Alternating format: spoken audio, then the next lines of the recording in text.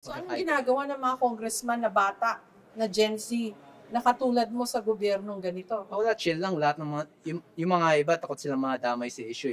May mga kausap akong mga similar age sa akin, pero lahat sila sinasabi nila, oy, baka madamay kami, baka maubusan yung budget namin sa distrito, baka makapakulong, mamatay kami. And that's a system. We can't fight Marcos and Romualdez without risking our lives.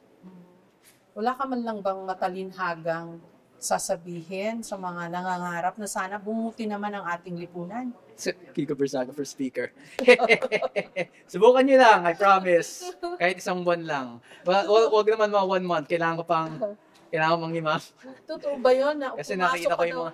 Totoo ba yun? Na weirdan sila sa'yo eh. Pumasok ka sa opisina daw ng speaker kahapon and then you pronounced yourself na tatakbo ako for speaker. So, na-weirdan sila sa'yo doon. Hindi yun kahapon kasi parang, hindi, nung Lunes ba yun? Lunes yun. Ang sabi ko, kasi nakita ko na marami nang nagsasabi sa akin na Speaker Romualdez will resign. So, isipin ko, oy, baka kailangan ng bagong speaker at sino pa ang mas eligible kaysa sa akin kasi ako yung tumalo kay Romualdez. At di syempre, by manner of succession, I beat him in a fair trial by combat. I should become the new speaker, di ba? Di ba ganun yun?